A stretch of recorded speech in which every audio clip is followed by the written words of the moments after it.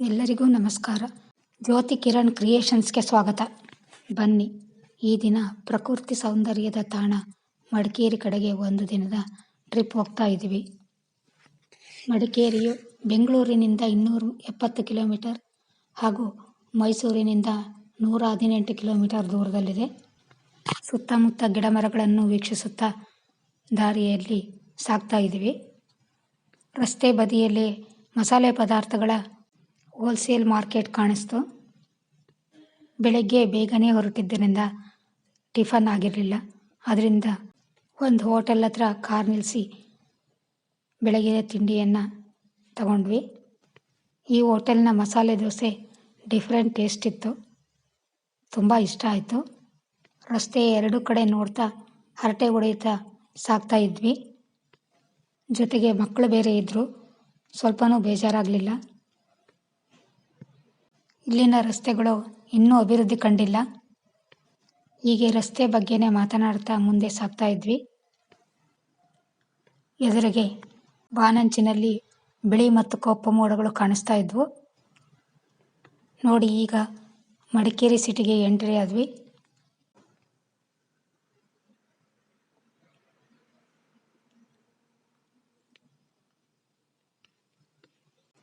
ಸಣ್ಣದಾಗಿ ಮಳೆ ಹನಿಗಳು ಕಾರಿನ ಮೇಲೆ ಬೀಳ್ತಾ ಇದ್ವು.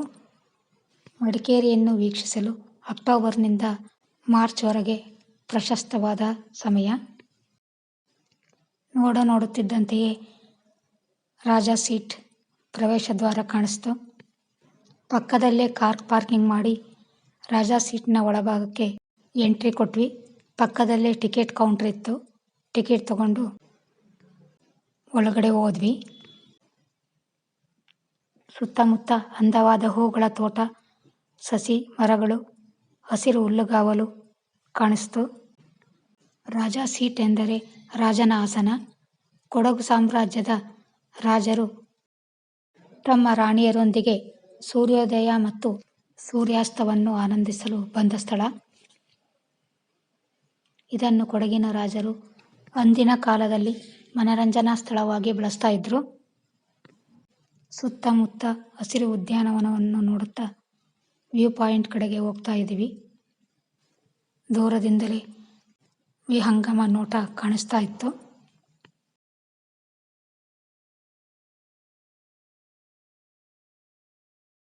ನೋಡಿ, ಈಗ ವೀಕ್ಷಣಾ ಸ್ಥಳದ ಕಡೆ ಹೋಗ್ತಾ ಇದ್ದೀವಿ.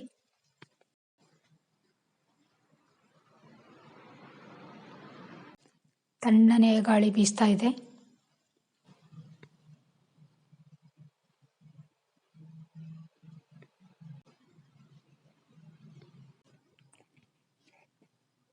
ನೋಡಿ, ಈಗ ಮೆಟ್ಟಿಲುಗಳನ್ನು ಇಳಿದು ವೀಕ್ಷಣಾ ಸ್ಥಳಕ್ಕೆ ಬಂದಿದ್ದೀವಿ.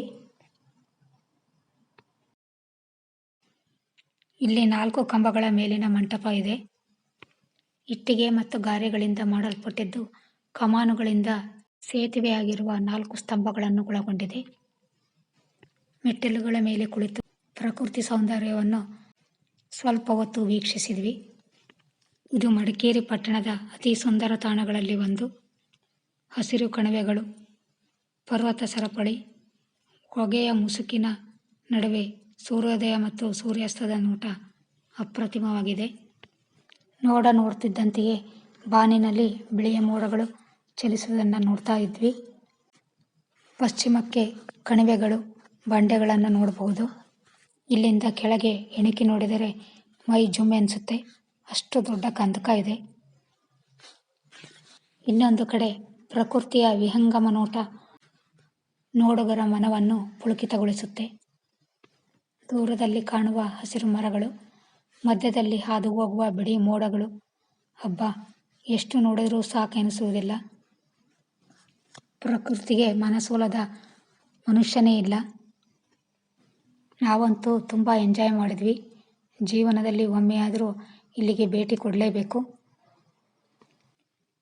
ನೋಡ್ತಿದ್ದಂತೆ ಸಣ್ಣದಾಗಿ ಮಳೆ ಬೀಳಲಿಕ್ಕೆ ಪ್ರಾರಂಭ ಆಯಿತು. ಎಲ್ಲರೂ ಹತ್ತಿರದಲ್ಲೇ ಇದ್ದ ಮರದ ಆಶ್ರಯ ಪಡೆದು ಮಳೆ ನಿಂತ ನಂತರ ಮುಂದೆ ಸಾಗಿದ್ವಿ. ನೋಡಿ, ಈಗ ಹೇಗೆ ಮಂಜು ಮುಸುಕಿದೆ. ಸ್ವಲ್ಪ ಸಮಯದ ನಂತರ ಮಂಜು ಕರಗ್ತು. ತಿಳಿಯಾದ ವಾತಾವರಣ ಕಾಣಿಸ್ತು. ಬಾನಂಚಿನಲ್ಲಿ ಸುಂದರವಾದ ಬಿಳಿ ಮತ್ತು ಕಪ್ಪು ಮೋಡಗಳು ಕಾಣಿಸ್ಕೊಂಡು ಎಷ್ಟು ನೋಡಿದರೂ ತೃಪ್ತಿ ಅನಿಸೋಲ್ಲ, ಇನ್ನೂ ನೋಡಬೇಕು ಅನಿಸುತ್ತೆ. ಅಂಥ ಸುಂದರವಾದ ಪ್ರಕೃತಿ ಸೌಂದರ್ಯ. ಇಲ್ಲಿಂದ ಬಿಟ್ಟು ಬರಲು ಮನಸ್ಸೇ ಆಗ್ತಿಲ್ಲ. ಕಣ್ಮನ ಸೆಳೆಯುತ್ತಿದೆ. ಈ ವ್ಯೂ ಪಾಯಿಂಟ್ನಿಂದ ಸುಂದರವಾದ ದೃಶ್ಯ ನೋಡಬಹುದು. ಈ ರಾಜ ಆಸನವು ಗಾಂಧಿ ಮಂಟಪ ಎಂದು ಕರೆಯಲ್ಪಡುತ್ತದೆ. ಇದು ಉದ್ಯಾನವನದ ಮಧ್ಯದಲ್ಲಿದೆ. ಹಾಗೆಯೇ ಇನ್ನೊಮ್ಮೆ ಪ್ರಕೃತಿ ಸೌಂದರ್ಯವನ್ನು ಸವಿದೆವು.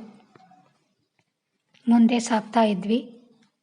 ಆಗ ಐ ಲವ್ ಯು ಕೂರ್ಗ್ ಅಂತ ಕಾಣಿಸ್ತು. ಇಲ್ಲಿ ಒಂದು ಫೋಟೋ ಕ್ಲಿಕ್ಕಿಸಿದ್ವಿ. ಉದ್ಯಾನವನದಲ್ಲಿ ಮಕ್ಕಳಿಗಾಗಿ ಒಂಟೆ ಮುಂತಾದ ಪ್ರಾಣಿಗಳನ್ನು ಸ್ಟ್ಯಾಚ್ಯೂ ರೂಪದಲ್ಲಿ ಇಟ್ಟಿದ್ದಾರೆ. ಟಾಯ್ ಟ್ರೈನ್ ಇದೆ. ಕ್ರೇನ್ ವ್ಯವಸ್ಥೆನೂ ಸಹ ಇದೆ.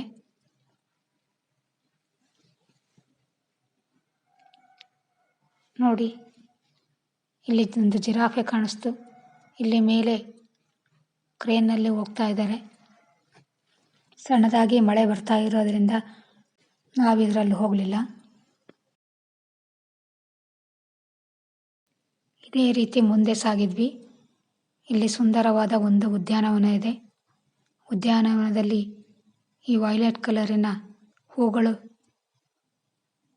ಉದ್ಯಾನವನಕ್ಕೆ ಶೋಭೆಯನ್ನು ತರ್ತಾ ಇದ್ದಾವೆ.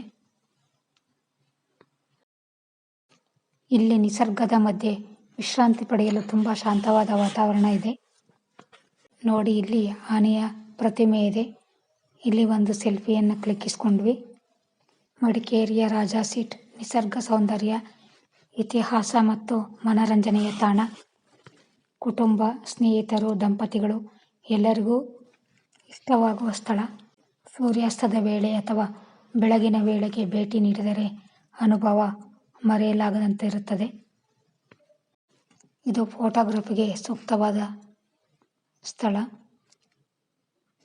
ರಾಜಾ ಸೀಟ್ ತೆರೆಯುವ ಸಮಯ ಬೆಳಗ್ಗೆ 5:30ರಿಂದ ರಾತ್ರಿ 8ರವರೆಗೆ. ಇಲ್ಲಿ ಸುತ್ತಮುತ್ತ ಅಬ್ಬೆ ಜಲಪಾತ, ಓಂಕಾರೇಶ್ವರ ದೇವಸ್ಥಾನ, ಮಡಿಕೇರಿ ಕೋಟೆ, ರಾಜೀವ್ ಗಾಂಧಿ ರಾಷ್ಟ್ರೀಯ ಉದ್ಯಾನವನ ಮುಂತಾದ ಪ್ರವಾಸಿ ತಾಣಗಳಿವೆ.